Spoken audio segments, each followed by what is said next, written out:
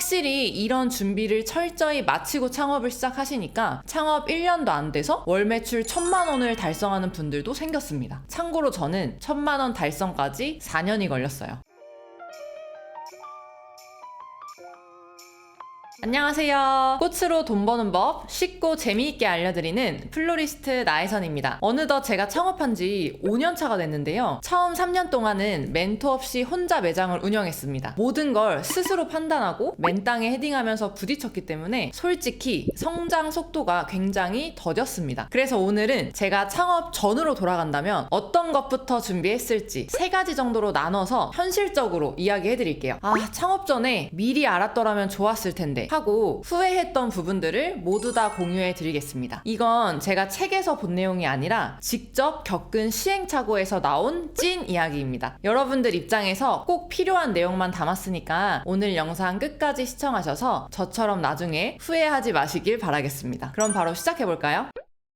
창업 전으로 돌아간다면 가장 먼저 해야 할 일은 바로 시장조사인데요. 많은 분들이 시장조사는 너무 어렵다 라고 생각하시더라고요. 사실 시간과 노력만 있으면 누구나 할 수 있는 일입니다. 근데 솔직히 저도 창업 초기에는 시장조사가 너무 막연하게 느껴졌어요. 이거는 뭐 전문가들만 할 수 있는 거라고 생각했거든요. 그래서 제가 좋아하는 거, 제가 예쁘다고 생각하는 디자인만 중요하게 여겼습니다. 심지어 이런 일도 있었는데요. 지인이 창업 축하한다고 선물로 책 한 권을 주신 거예요. 그 책 제목이 내 운명은 고객이 결정한다 였습니다. 근데 그 책을 보자마자 제가 무슨 생각을 했는지 아세요? 내 운명을 왜 고객이 결정해? 내 운명은 내가 정한다. 이 정도로 저는 저밖에 모르는 사장이었습니다. 고객이 뭘 원하는지 한 번도 고민해보지 않았죠. 그러다가 제품을 출시했는데 고객들 반응이 제 기대와 완전히 다르더라고요. 고객님들은 제가 중요하다고 생각했던 부분보다 실용성이나 가격 대비 가치를 더 중요하게 생각하시더라고요. 그때 깨달았죠. 내가 원하는 게 아니라 고객이 원하는 걸 만들어야겠다. 이걸 조금만 더 일찍 알았더라면 제가 창업 초기부터 더 많은 돈을 벌 수 있지 않았을지 생각을 하고 있습니다. 그런데 안타깝게도 저는 4년이나 지나서 이 사실을 깨달았죠. 그래서 창업 전으로 돌아간다면 가장 먼저 제 고객부터 명확하게 정할 거예요. 내 상품을 구매할 잠재 고객층의 나이, 성별, 관심사를 분석하고 저와 똑같은 상품을 파는 경쟁 업체들의 서비스와 제품을 철저하게 조사할 겁니다. 그리고 그 업체들의 리뷰를 하나하나 읽어보면서 실제 소비자들이 무엇을 원하는지 제 눈으로 직접 확인할 것 같아요. 제가 이 작업을 하고 났더니 늘 제자리에 머물던 매출이 2배, 3배로 껑충 뛰더라고요. 그래서 제 수강생님들한테는 저처럼 멀리 돌아가지 말라고 이 시장 조사하는 방법을 자세히 알려드리고 있습니다. 확실히 이런 준비를 철저히 마치고 창업을 시작하시니까 창업 1년도 안 돼서 월 매출 1,000만 원을 달성하는 분들도 생겼습니다. 참고로 저는 1,000만 원 달성까지 4년이 걸렸어요. 여러분, 시장조사는 단순히 고객 수요를 파악하는 것 그 이상이에요. 고객의 숨겨진 니즈를 발견할 수 있고요. 그에 맞춰서 다양한 전략을 세울 수 있는 강력한 무기가 됩니다. 여러분이 창업을 준비 중이라면 이 시장조사의 중요성을 꼭 기억하셔야 돼요. 이 한 걸음이 여러분의 창업 성공을 크게 앞당길 겁니다. 두 번째는 현실적인 재무 계획을 세우는 거예요. 저는 처음 창업했을 때 열심히만 하면 돈이 따라올 거야 라고 믿었어요. 노력은 배신하지 않는다. 이 말을 철석같이 믿었죠. 근데 창업은 현실이더라고요. 노력만으로 돈이 따라오지 않았고요. 오히려 숨만 쉬어도 돈이 나가는 기분이었습니다. 만약 여러분도 저처럼 재무 계획 없이 자신감 하나로 창업을 한다면 사실 1년도 못 버티고 폐업하게 될 가능성이 높다고 생각해요. 그래서 창업을 고려 중이라면 재무 계획의 핵심 딱 2가지만 기억하시면 되는데요. 첫 번째는 고정비부터 정확하게 파악하는 겁니다. 고정비는 말 그대로 매달 고정적으로 나가는 비용이에요. 대표적으로는 월세, 재료비, 관리비, 인건비 등이 있겠죠. 근데 많은 초보 사업자분들이 이 눈에 보이는 월세만 계산하는 경우가 많더라고요. 예를 들어서 월세가 50만 원인 매장에 들어간다고 가정해볼게요. 우선 월세 50만 원에 부가세 5만 원이 붙습니다. 그리고 여러분 매장에 인터넷, CCTV, 전화기 같은 거 설치하셔야겠죠. 이 설치 비용이 추가되고요. 여름에는 에어컨, 겨울엔 난방비가 들어갑니다. 그리고 관리비는 내가 사용하는 만큼 내는지 아니면 다른 매장들과 나눠서 내는지도 꼭 함께 확인해 보셔야 돼요. 그리고 재료비도 꼼꼼하게 체크해야 되는데요. 이런 고정비를 제대로 계산하지 않으면 돈이 앞에서는 벌려도 뒤로 줄줄 새는 상황이 생깁니다. 여러분의 소중한 돈을 지키기 위해 다음 2가지 질문을 스스로에게 꼭 던져보세요. 내가 한 달에 몇 개의 제품을 팔아야 이 고정비를 충당할 수 있을까? 이를 위해서 하루에 몇 명의 고객이 필요할까? 이 질문에 대한 답을 찾으시면 매달 여러분이 달성해야 할 최소 매출 목표가 자연스럽게 생길 거예요. 한번 꼭 생각해보세요. 2번째는 변동비를 미리 계산해보는 겁니다. 이 변동비는 마케팅 비용이나 예상치 못한 지출 같은 걸 말하는데요. 이제 매달 금액이 달라지는 비용을 뜻하는 거예요. 요즘 SNS 마케팅이 필수적이잖아요. 그래서 이 비용을 꼭 따로 정해두셔야 합니다. 저는 사실 창업하고 초기에 아무 생각도 없이 그냥 인스타그램 광고를 돌렸어요. 결과는 어땠을까요? 한 달에 적게는 5, 60만 원, 많게는 7, 80만 원씩 광고비로 날아갔습니다. 문제는 그만큼 매출로 돌아오지 않았다는 거예요. 당시 평균 매출이 5, 600만 원이었는데 이 광고비와 고정비를 빼고 나면 남는 게 없었어요. 게다가 매장을 운영하다 보면 에어컨이 고장나거나 아니면 시즌에 맞춰서 대량으로 부자재를 구매하거나 이런 예상치 못한 지출들이 반드시 생기거든요. 근데 그런 날은 마이너스를 피할 수가 없더라고요. 그래서 저는 고정비뿐만 아니라 변동비까지 철저하게 계산해서 최소 1년치 운영자금을 확보해 놓는 게 얼마나 중요한지 경험을 통해 깨달았습니다. 여러분, 이 돈 관리는 사업의 생명줄입니다. 재무계획 없이 창업하는 건 외줄타기랑 다를 게 없어요. 제가 말씀드린 고정비와 변동비 꼭 참고하셔서 돈에 대한 계획을 철저하게 세우셨으면 좋겠습니다. 이 한 가지 준비만으로도 여러분의 창업 이후의 생존 가능성이 아주 크게 달라질 거예요. 여러분, 제대로 준비된 창업이 성공의 시작입니다. 한 걸음 더 나아가실 준비 지금부터 꼭 시작해보세요. 창업 전으로 돌아간다면 가장 먼저 할 일, 마지막 3번째는 나만의 차별화 포인트를 찾는 겁니다. 사실 요즘은 뭘 해도 다 레드오션이잖아요. 여러분도 공감하시죠? 이미 시장에는 비슷한 제품과 서비스가 너무 많아요. 그래서 내 브랜드를 돋보이게 만드는 일이 점점 더 어려워지고 있습니다. 저도 처음 창업했을 때는 그저 수많은 동네 꽃집 중에 하나에 불과했습니다. 소비자들이 굳이 저를 찾아올 이유가 없었죠. 새로운 꽃집이 생기면 고객이 바로 이탈하고 저는 늘 고객을 뺏길까봐 전전긍긍했어요. 여러분도 한번 고민해보세요. 고객님들이 이 수많은 선택지 중에 왜 하필 내 제품을 선택해야 할까? 이 질문에 대해 혹시 깊이 생각해본 적 있으신가요? 제가 차별화 포인트 찾는 방법을 조금 더 쉽게 알려드려 볼게요. 자, 첫 번째, 고객의 문제를 해결하세요. 내 고객이 가장 불편해하는 점은 뭘까? 그 문제를 어떻게 해결해 줄 수 있을까? 이 2가지 질문에 대한 답을 찾으시면 그게 바로 나의 차별화 포인트가 됩니다. 예를 들어 저는 창업 초기에는 이 디자인에만 초점을 맞춰서 상품을 판매했어요. 그런데 고객들이 원하는 걸 파악하고 작은 디테일들을 개선했더니 재구매율이 눈에 띄게 늘고 피드백도 훨씬 좋아졌습니다. 이 차별화라고 하면 꼭 세상에 없던 걸 만들어내야 하는 게 아니거든요. 기존 제품을 고객 니즈에 맞춰서 조금만 개선해도 충분히 차별화될 수 있습니다. 2번째, 브랜드 스토리를 만들어 보세요. 자, 우리는 보통 제품을 어떻게 하면 많이 팔까만 고민하잖아요. 그런데 브랜드는 단순히 제품만 파는 곳이 아닙니다. 고객에게 특별한 경험을 제공해야 하는데요. 그걸 가능하게 하는 게 바로 나만의 스토리예요. 나의 창업 배경, 이 제품을 만들게 된 이유, 그리고 그 안에 담긴 진심을 전달해보세요. 과거에 저는 창업 교육을 운영할 때 어떻게 하면 더 많은 수강생을 모집할까? 이것만 고민했어요. 그래서 제 이야기는 하지 않고 이 수업이 얼마나 좋은지 이런 것들을 소개하는 데만 집중했어요. 그런데 어느 날 수업에 대한 이야기를 전혀 하지 않았는데도 4개월치 수업이 마감된 적이 있었습니다. 저는 어떤 방법을 썼냐면요. 제 창업 스토리와 제가 겪었던 어려움, 그리고 그거를 어떻게 해결했는지 있는 그대로 적었어요. 그랬더니 수많은 잠재 고객들이 공감하면서 수업 문의가 폭발적으로 증가했죠. 스토리텔링은 단순히 제품을 파는 걸 넘어서서 가치를 전달하는 강력한 도구입니다. 여러분도 판매에만 집중하기보다는 이 스토리를 통해 고객의 마음을 움직여보세요. 그럼 고객들이 그 제품 제가 살게요 하면서 먼저 찾아오게 될 거예요.